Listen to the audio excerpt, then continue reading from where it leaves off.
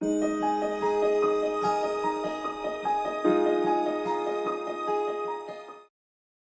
saya Nur Izzati Wahidah binti Nur Syam, nombor metrik D22114785.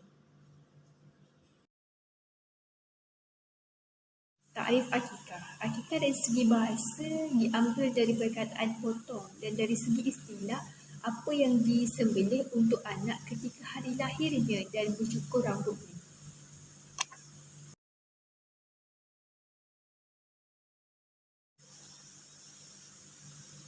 Dalil pensyariatan akikah. An Aisyah radhiyallahu anha qalat amarana Rasulullah sallallahu alaihi wasallam an na'qa an al-ghulami bisyataini wa an jariyati bisyatan, daripada rawahu Ibnu Majah, yang bermaksud daripada Aisyah radhiyallahu anha, Rasulullah sallallahu alaihi wasallam telah memerintahkan kami agar menyembelih bagi anak lelaki 2 ekor kambing dan bagi anak perempuan 1 ekor kambing.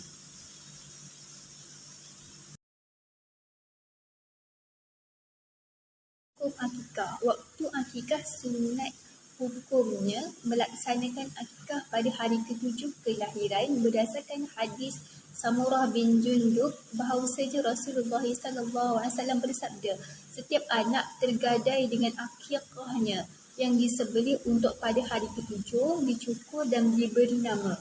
Jika tidak boleh melaksanakan akikah pada hari ke-7, maka sebaiknya dilaksanakan pada hari ke-14. Jika tidak boleh pada hari ke-14, maka pada hari ke-21. Ini adalah pendapat ulama mazhab Hambali yang merupakan pendapat yang dhaif di kalangan ulama mazhab Maliki. Pendapat ini juga dianut oleh Ishaq dan diriwayatkan dari Aisyah radhiyallahu anha. Namun demikian, jika orang tua menyembelih akikah sebelum atau sesudahnya, maka hal itu tetap mencukupi sebagai akikah kerana maksud akikah sudah dipenuhi.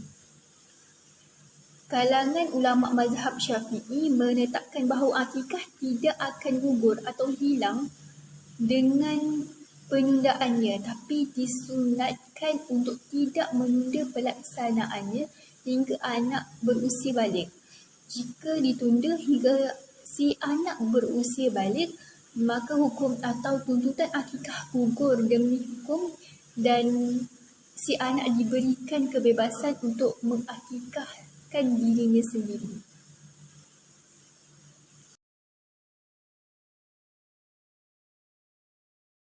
Assalamualaikum, saya Nur Ali Khadijah, nombor metrik D22315233. Baik, saya akan menerangkan tentang syarat-syarat akikah. Syarat yang pertama adalah syarat-syarat untuk binatang sembelihan akikah adalah sama seperti binatang sembelihan korban, iaitu mestilah berumur lebih daripada 2 tahun, tidak sakit, tidak cacat, tidak kurus, tidak buta dan tidak bunting. Yang kedua, akikah anak lelaki ialah 2 ekor kambing atau 2 bahagian lembu, dan anak perempuan 1 ekor kambing atau 1 bahagian lembu. Syarat yang ketiga, sekiranya korang berkemampuan untuk akikah anak lelaki memadai dengan 1 ekor kambing ataupun 1 bahagian lembu dahulu, baki 1 ekor sebahagian lagi boleh dibuat kemudian bila ada kemampuan. Syarat yang keempat, disunat menyedekahkan daging akikah yang sudah dimasak. Dan yang terakhir, seelok-eloknya tulang binatang akikah tidak dipatahkan, sebaliknya dipotong pada sendinya. Antara ternakan yang disyariatkan untuk akikah adalah sah akikah dengan 1 ekor kambing biri-biri untuk seorang anak lelaki ataupun perempuan. Yang kedua, paling bagus ialah 2 ekor kambing untuk anak lelaki. Dan yang terakhir, harus akikah dengan 1/7 daripada lembu atau 1/7 daripada unta.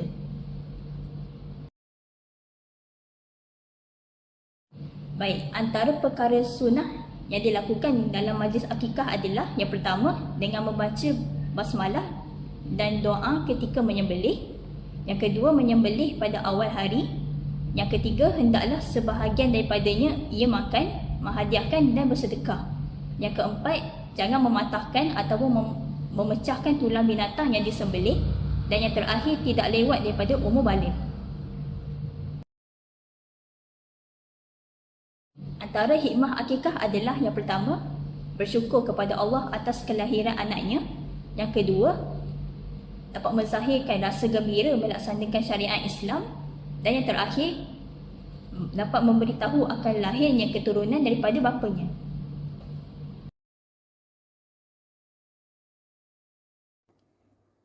Assalamualaikum warahmatullahi wabarakatuh. Nama saya Siti Nurul Zafirah binti Muhammad Nurin.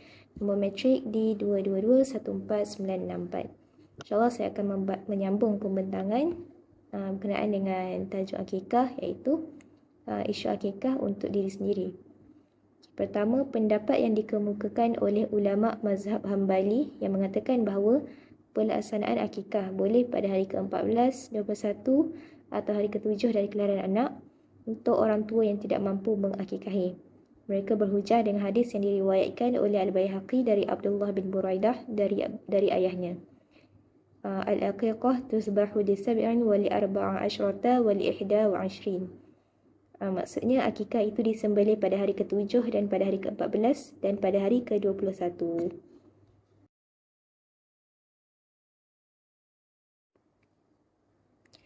Kedua, pendapat yang dikemukakan ulama mazhab Syafi'i, menurut mereka akikah tidak akan gugur atau hilang penundaannya sampai akikah itu dilaksanakan, meskipun oleh dirinya sendiri.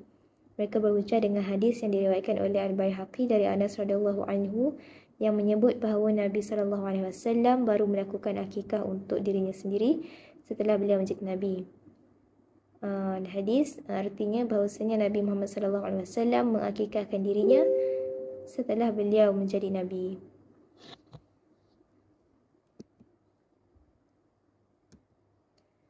Akan tetapi kedua hadis di atas diperselisihkan keautentikannya oleh para ulama. Hadis Al-Baihaqi yang diriwayatkan dari Abdullah bin Buraidah di atas dinilai da'if kerana dalam sanadnya terdapat Ismail bin Muslim Al-Makki yang dida'ifkan oleh Ahmad, An-Nasai dan Abu Zur'ah.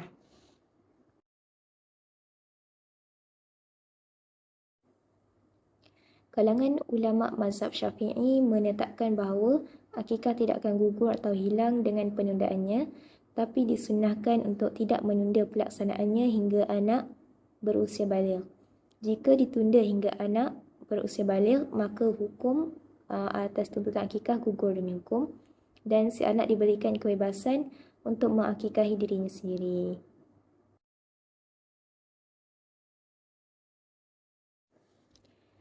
Jadi, hukum akikah adalah sunnah muakkadah dan waktu pelaksanaan akikah adalah hari ke-7 dari kelahiran bayi. Yang dituntut untuk melaksanakan ibadat akikah adalah orang tua dari bayi yang dilahirkan, sehingga seseorang tidak perlu mengakikahi diri sendiri. Akikah disyariatkan pada hari ke-7 dari kelahiran bayi. Akikah terikat dengan waktu kelahiran sang bayi tersebut dan tidak ada tuntutan akikah ketika sudah melebihi 7 hari kelahiran bayi, maupun tatkala seseorang itu sudah dewasa. Bismillahirrahmanirrahim. Assalamualaikum warahmatullahi wabarakatuh. Nama saya Intan Balkis binti Muhammad Faisal. Nombor matrik di 22-15086. Saya akan memperbentangkan tajuk akikah dalam soalan dan penyelesaian untuk akikah. Yang pertama, apa beza akikah dan korban? Akikah ialah ibadah yang dilakukan sebagai tanda kesyukuran atas nikmat dikurniakan anak. Korban pula, ia dilakukan sebagai menghidupkan sunnah Nabi Ibrahim dan seterusnya Nabi Muhammad SAW. Seterusnya, berapa umur kambing untuk akikah? Kambing biasa sekurang-kurangnya 2 tahun. Kambing biri-biri sekurang-kurangnya telah masuk 1 tahun. Sembelihan boleh dilakukan seawal usia 365 hari. Ini bersesuaian dengan hadis daripada Abu Hurairah radhiyallahu anhu berkata, aku mendengar Rasulullah sallallahu alaihi wasallam, ni'mati adhiyatu jaza' min ad-dha'n. Maksudnya, biri-biri yang paling baik dibuat korban ialah dalam usia jaza'. Riwayat At-Tirmizi. Jaza' adalah biri-biri yang berusia 1 tahun dan masuk ke dalam 2 tahun.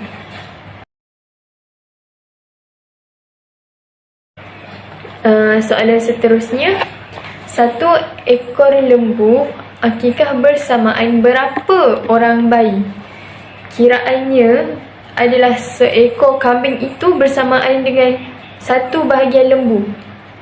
Kadar bagi seekor kambing adalah bersamaan 1/7 daripada lembu dan boleh dikongsikan bahagian tersebut secara berjemaah. Ini sesuai dengan apa yang soalan ini ada disebutkan dalam Al-Khatib. Soalan ini sesuai dan ada disebutkan dalam Al-Khatib Asy-Syarbini rahimahullah dalam kitabnya Mughni Al-Muhtaj. Dan bagi seekor kambing itu 1/7 iaitu 1 bahagian dari unta dan lembu.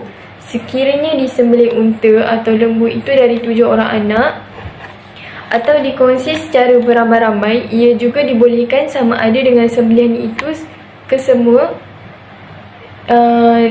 iaitu bahagian diniatkan untuk akikah atau sebahagian untuk akikah dan sebahagian lagi hanya untuk mendapatkan daging sahaja. Soalan seterusnya, siapa yang boleh makan daging akikah? Orang fakir miskin dari kalangan umat Islam kita sendiri yang boleh makan daging akikah ni adalah orang fakir miskin dalam umat Islam. Tetapi disunatkan juga memakan kita ni memakan disunatkan kita ahli keluarga memakan sebahagian daging sembelihan dari ibadat akikah, kemudian disedekahkan sebahagian lagi. Ini sesuai dengan kata-kata dari Aisyah radhiyallahu anhu bahawa sesungguhnya haiwan korban itu haiwan korban untuk akikah itu tidak dipatah-patahkan di bahagian tulangnya. Ia juga adalah untuk dimakan oleh kita dan diberi makan kepada fakir miskin. Ibnu Abi Syaibah. Ibu bapa anak yang diakikahkan boleh makan daging tersebut. Jadi daging ni keluarga bolehlah makan. Tak kira lah, walaupun kita yang beli kambing tu, kita boleh juga makan daging tu. Lepas tu mereka mestilah tidak memakan daging itu berseorangan. Jadi kita tak boleh makan sendiri. Kita kena jamu juga daging tu untuk ahli keluarga terdekat, jiran ke, sahabat ke, fakir miskin dan sebagainya. Sunat dalam ibadat akikah adalah memberikan kaki kambing ni, kaki kambing akikah tu kepada bidan yang sambut kelahiran bayi tersebut. Itu sunat lah. Kalau sekarang ni kita guna doktor, takkan kita nak bagi kat doktor kan. Seterusnya, apa hukum orang bukan Islam makan daging akikah? Makruh hukumnya bila kita menjamu daging sembelihan akikah tu, tapi masih terdapat beberapa golongan fakir miskin semuslim kita tak diberikan daging akikah tersebut. Dan haram juga hukumnya bila mana daging sembelihan daripada akikah tu tak diberikan sepenuhnya kepada golongan bukan Islam. Berdasarkan daripada sabda Nabi Muhammad SAW, janganlah kamu bersahabat dengan bukan Islam dan jangan kamu memberi makan kecuali mereka yang bertakwa. Riwayat Abu Dawud. Itu sahaja. Terima kasih.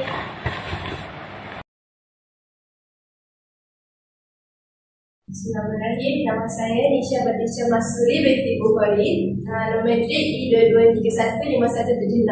Hari ini saya akan bentangkan tentang korban. Okey, kita tengok pengenalan dia dulu. Korban atau korban dalam konteks Islam merujuk kepada perlakuan menyembelih binatang tertentu pada hari raya Aidiladha atau hari tasyrik dengan tujuan untuk mendekatkan diri kepada Allah Subhanahu Wa Taala. Binatang yang boleh dikorbankan ialah unta, lembu, kerbau, kambing dan biri-biri. Hari-hari tasyrik ialah hari ke-11, 12 dan 13 Zulhijjah. Dinamakan hari tasyrik kerana pada hari itu ramai orang menjemur daging sembelihan korban di terik matahari dengan memotong secara panjang-panjang.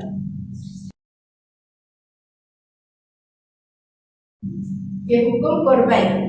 Yang pertama, sunat yang dituntut atas individu. Yang kedua, korban ialah sunat kifayah atas setiap satu ahli keluarga. Yang ketiga, korban menjadi wajib apabila dinazarkan atau ditentukan secara khusus binatang tersebut untuk dijadikan korban. Maksudnya, macam kalau seseorang tu dia menazar yang dia nak korban. Contohnya macam aku bernazar tahun ni aku akan korban seekor lembu. Jadi hukum dia wajib. Kalau dia tak laksanakan benda tu, dia berdosa lah.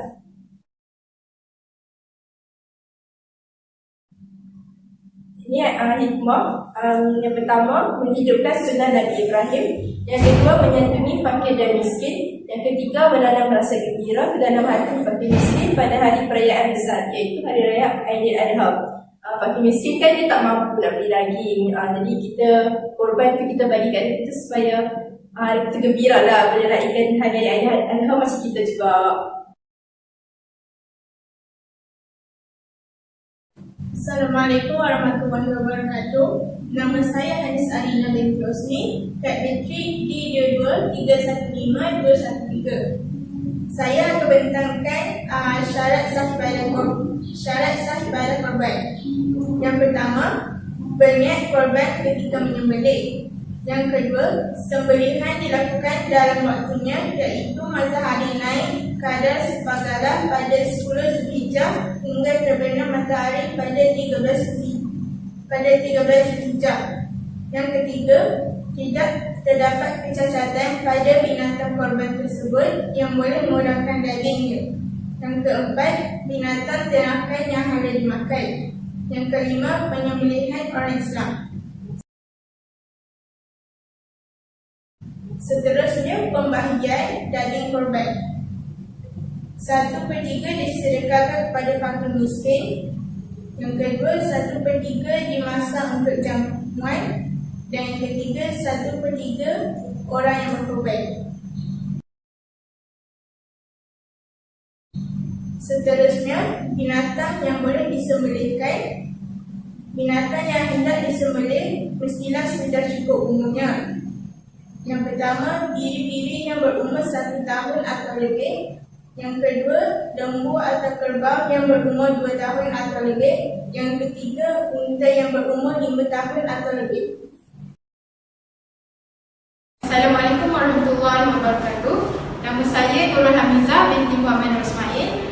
Kad metrik D22315217. Okey, kita pergi perbincangan yang seterusnya, iaitu cara penyembelihan korban. Okey, yang pertama, kita mestilah niat atau qasad sembelih korban. Yang kedua, perlu membaringkan dan menghadapkan rusuk kiri haiwan tersebut ke arah kiblat dan kepalanya diangkat sedikit. Yang ketiga, direbahkan dengan menggunakan tali yang sesuai, tempat yang sesuai dan tidak menyebabkan kecederaan kepada haiwan tersebut. Yang keempat, membaca bismillah ataupun bismillahi Allahu Akbar. Yang kelima, berselawat ke atas Nabi. Yang keenam, bertakbir 3 kali sebelum dan selepas sebagai contoh, Allahu Akbar, Allahu Akbar, Allahu Akbar, Bismillahi, Allahu Akbar, Allahu Akbar, Allahu Akbar.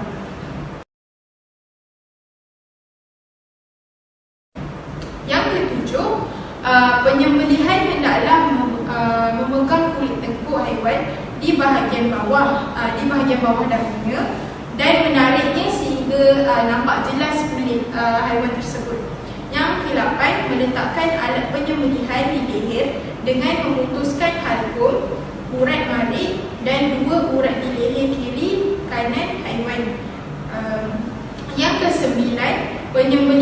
hendaklah dilakukan dengan kadar segera dan tidak diselangi dengan amalan-amalan lain.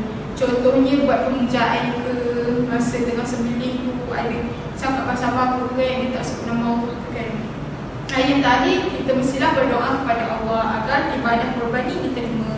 Contohnya Allahumma inna hadza minka wa ilaika fataqabbal minni. Okey. Yang seterusnya kita tengok pada syarat bagi alat sembelihan. Okey, yang pertama, alat penyembelihan hendaklah tajam yang boleh dilakukan untuk korban. Antaranya seperti besi, tembaga, timah, buluh, kaca, batu dan lain-lain lagi lah, supaya alat itu tajam lah kan. Kematian binatang yang disebabkan hentakan hendaklah tidak dianggap penyembelihan. Hanya benda yang tajam dapat melakukan sembelihan dan mengalirkan darah dengan cepat. Manakala hentakan walaupun boleh membunuh, tapi ia tidak mengalirkan darah. Dia boleh jadi kalau hentakan tu darah beku dekat otak haiwan tu ke, kan. Yang kedua, alat penyembelihan selain daripada alat penyembelih selain daripada gigi atau kuku. Sembelihan dengan gigi atau kuku terkecuali daripada keharusan penyembelihan dengan alat yang boleh mengalirkan darah, seperti mana hadis, ada satu hadis termasuk dalam hukum gigi dan kuku adalah semua jenis tulang, sama ada tulang manusia ataupun yang lainnya. Hikmah pengecualian tersebut seperti yang dijelaskan oleh ulama adalah semata-mata mentaati perintah Allah. Semua hukum penyembelihan berdasarkan ketaatan kepada Allah, bukan sebab atau maslahat tertentu yang berdasarkan kepentingan yang lain. Maksudnya kita ada niat lain ke kan, korban tu, so tak boleh lah. Kita memang betul-betul kerana Allah. Dan korban tu satu ibadah kan. Okay, seterusnya kita tengok waktu berkorban.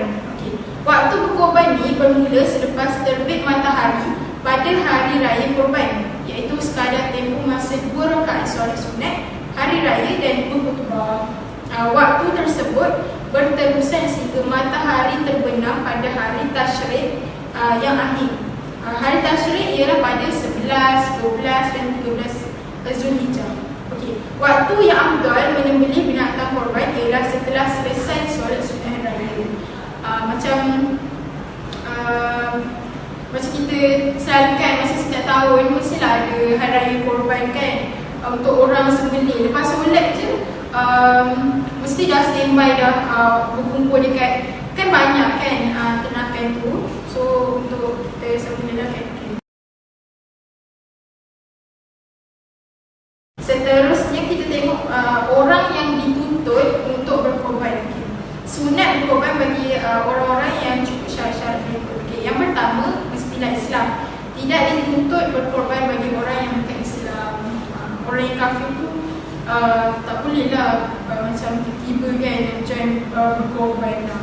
Dia kafir, mereka dia masih Islam lah lepas tu. Okey, yang kedua, baligh dan berakal.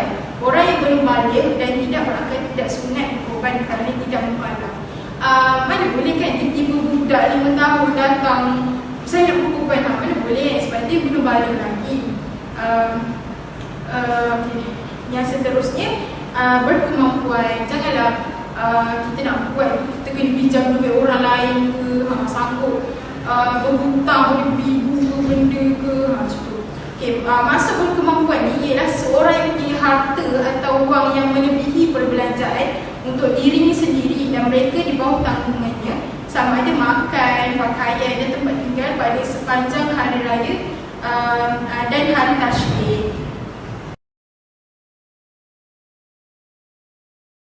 Okay, Assalamualaikum warahmatullahi wabarakatuh. Saya Nur Nazira Nabila binti Muhammad Nazir. Nombor kad bateri T22315134. Okey, saya akan sambung tentang rukun penyembelihan. Okey, yang pertama adalah binatang yang disembelih. Yang kedua adalah penyembelih. Yang ketiga adalah binatang. Dan yang keempat adalah akal. Ini adalah sunat dan adab berkorban. Okey, yang pertama adalah tibanya Zulhijjah, seseorang yang berazam melakukan sembelihan korban, sunat baginya tidak menggunakan bulunya seperti rambut, janggut, misai, buku dan lain-lain sehingga dilakukan penyembelihan. Maksudnya kat sini, bagi kita yang nak lakukan korban, kita disunatkan untuk tidak menanggalkan seperti rambut, janggut, misai, buku dan lain sehinggalah hari tibanya korban. Yang kedua adalah orang yang berkorban sunat menyembelihnya sendiri. Maksudnya kalau kita nak korban, kita disunatkan untuk menyembelih haiwan tu dengan sendiri. Maksudnya kalau sekarang kan ada biasanya kalau orang tu tak pandai, dia upah orang untuk sembelih haiwan tu, sembelih haiwan yang nak dikorban tu lah. Yang ketiga adalah sunat bagi pemerintah atau pemimpin orang Islam menggunakan wang Baitul Mal untuk melakukan ibadat korban bagi pihak umat Islam. Okey, seterusnya. Okey, ini adalah sandaran dalil dan hujah. Yang pertama adalah fasal lirabbi tawanhar. Yang bermaksud oleh itu berjagalah sembahyang kerana Tuhanmu semata-mata dan sembelihlah korban sebagai bersyukur. Surah Al-Mursalat ayat 2. Dan seterusnya adalah Tuhan Nabi sallallahu alaihi wasallam bika wasyaini amlahaini akmalaini zahab kauma biyadihi wasamma wakabbarahu bijdahu ala difajihima. Yang bermaksud Nabi SAW menyembelih 2 ekor kibas putih yang berkandung besar sebagai korban dengan tangannya sendiri sambil menyebut nama Allah dan bertakbir serta meletakkan kaki baginda di tekuk kibasi tersebut. Ini ada juga nama Rasulullah sallallahu alaihi wasallam amal Hudaybiyah al-Badanata al-Sab'ati wal-Baqarata al-Sab'atin. Maksud kami berkorban bersama-sama Rasulullah sallallahu alaihi wasallam pada tahun Hudaybiyah dengan seekor unta untuk 7 orang dan 7 orang dan seekor lembu untuk 7 orang. Ini seterusnya Walikuli umatin ja'alina masakai Daya 10 semua Allah ya'ala ma razaqahum man bahimati al-an'am. Maksudnya, dan bagi tiap-tiap umat kami syariatkan ibadat menyembelih korban atau dan lainnya supaya mereka menyebut nama Allah sebagai bersyukur akan pengurniaannya kepada mereka binatang-binatang ternak yang disembelih. Surah Al-Hajj ayat 34.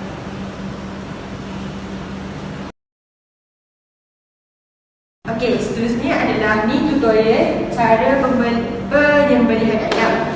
Okey, ni pastikan si pemegang tangan dia pegang betul-betul ayam dan si penyembelih kepala ayam pastikan tangan yang satu lagi yang tak pegang pisau tu, pastikan kepala ayam tu pegang dengan betul dan pastikan tengkuk ayam ni dalam keadaan straight. Sebelum kita nak menyembelih ayam, kita akan baca Bismillahirrahmanirrahim, Allahu Akbar. Dan okey, ni cara menyembelih ayam. Dia tak boleh sembelih ayam macam kita sembelih kita iris bawang tu. Dia ada cara dia bunyi tu atas bawah, bawah atas, atas bawah. Okey. Lepas putus semua tu, kita biar ayam habis nyawa, kita pastikan dua saluran putus. Itu yang pertama, okey, yang dia pegang ni, ni panjang ni adalah saluran halkum. Saluran halkum ni dia keras sikit. Okey, yang kedua yang dia pegang adalah saluran parit, iaitu saluran makanan. Dia agak lembut sikit berbanding saluran halkum tu. Jadi kita kena pastikan yang dua urat saluran ni kena putus. Kalau tak putus, dikira penyembelihan itu tidak sah dan dikira cukup sifat. Assalamualaikum warahmatullahi wabarakatuh. Nama saya Nurdania Imanina binti Azhar. Nombor kad matrik saya di 2231529. Dan ini saya ingin membentangkan tentang perkara yang disunatkan ketika berkorban. Yang pertama, disunatkan menjaga haiwan korban dengan baik dan memastikan haiwan tersebut tidak makan makanan yang syubhah. Yang kedua ialah disunatkan kepada penyembelih tidak memotong kuku dan rambut selama 10 hari bermula 1 Zulhijjah sehingga haiwan korban yang disembelih. Yang ketiga, disunatkan bagi penyembelih untuk menajamkan pisaunya dan membaca bismillah, berselawat ke atas Nabi SAW dan bertakbir ketika penyembelihan. Yang keempat, disunatkan memilih haiwan ternakan yang paling baik dan melakukan penyembelihan haiwan korban dengan menghadap ke arah kiblat. Seterusnya saya akan membentangkan tentang perkara yang makruh ketika berkorban. Yang pertama ialah melakukan korban ke atas haiwan yang pecah atau patah tanduknya atau tidak bertanduk. Memotong rambut bagi orang yang niat bagi baik. Yang kedua, memotong bulu haiwan yang hendak dikorbankan bagi tujuan kegunaan sendiri dan jika boleh memudaratkannya. Dan yang keempat, melakukan penyembelihan ibadah korban pada waktu malam.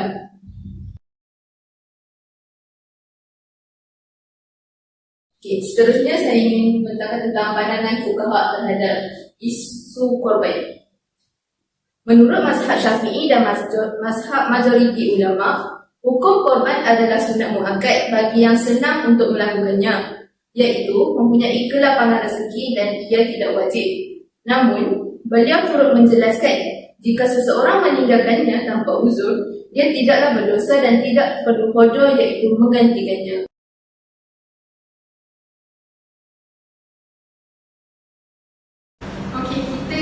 Teruskan dengan soalan. Soalannya, bolehkah seseorang melaksanakan korban bagi orang lain tanpa pengetahuannya?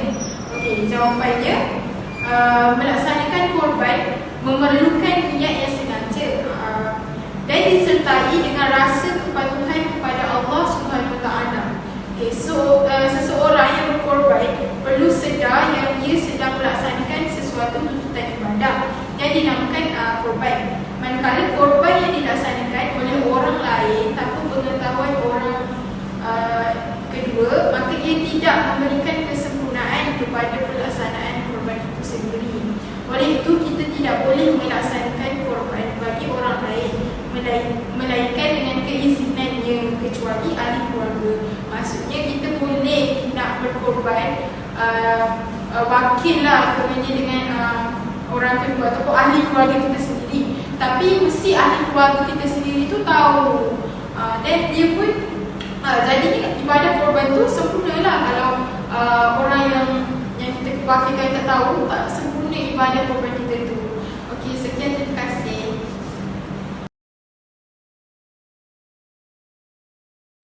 Okey, seterusnya adalah soalan. Jadi saya pilih soalan yang kedua tu, soalan saya pilih adalah manakah yang lebih baik, korban dengan seekor kambing atau seekor lembu? Jawapannya adalah dalam menentukan haiwan yang mana lebih baik untuk dijadikan sembelihan korban, imam-imam mazhab berbeza berpendapat. Ini kerana banyak sumber dari hadis yang memberi isyarat akan kelebihan setiap haiwan yang dibolehkan untuk dijadikan sembelihan korban. Secara umumnya, semua bersetuju manfaat penyembelihan korban tersebut akan lebih berarti jika dapat dinikmati oleh orang ramai. Maka kesimpulannya, haiwan mana yang lebih baik dan banyak dagingnya boleh diangkat lebih afdal daripada haiwan yang lain. Tapi kita menentukan dia sendiri. Maksudnya kat sini, kita boleh je nak korban lembu atau kambing. Yang penting mana yang lebih manfaat. Kalau kat sini kata yang lebih banyak dagingnya, maksudnya kita pilih antara lembu ke kambing tu mana yang lebih banyak daging. Maksudnya yang lebih banyak daging itulah yang paling afdal kita pilih untuk korban. Okey, terima kasih. Dekat soalan pula, bolehkah orang kafir diberikan daging korban? Jawapannya, daging korban tertaung adalah sunat dimakan oleh orang yang berkorban, diberikan hadiah atau disedekahkan kepada fakir miskin. Adapun untuk orang kafir di Malaysia, maka hukumnya adalah harus, akan tetapi keutamaan adalah kepada golongan miskin orang Islam. Maksudnya kalau kawasan perumahan kita tu, kita dah bahagi dah daging yang kita korban tu kat semua rumah. So ada lagi balance daging. So ada lagi satu rumah orang kafir. Jadi kita boleh bagi dekat orang kafir tu. Dia dikira sebagai sedekah lah. Haruslah hukum dia bagi dekat orang kafir lagi tu. Tapi keutamaan kita dekat orang Islam yang fakir miskin. Okey, macam tu. Terima kasih. Persoalannya, bolehkah kita menjual daging korban? Hakikat dari tujuan korban ialah untuk mendekatkan diri kepada Allah SWT melalui ibadah korban dengan mengorbankan sesuatu untuk dirasai oleh orang lain, bukan mengorbankan sesuatu untuk kepentingan diri sendiri. Jadi, menjual daging korban amat bertentangan dengan tujuan dan matlamat yang digariskan. Oleh itu, menjual daging haiwan korban adalah tidak dibolehkan. Kita hanya digalakkan memakan sebahagian daripada daging korban tersebut bagi mengambil keberkatan daripada ibadah korban tersebut. Persoalan dia, apakah jenis korban yang dilarang oleh Islam? Korban yang diamalkan oleh seluruh umat Islam pada setiap tahun diniatkan hanya kerana Allah SWT dengan tujuan mendekatkan diri kepada Allah SWT, di samping mendapat ganjaran lain yang telah Allah SWT janjikan. Oleh itu, mana-mana korban atau penyembelihan yang diniatkan kepada selain Allah SWT, seperti korban yang dilakukan untuk memuja sesuatu atau untuk tujuan memuja dan sebagainya, serta tidak tujuan untuk mendekatkan diri kepada Allah SWT dan ganjaran yang disebutkan, ia adalah dilarang oleh Islam.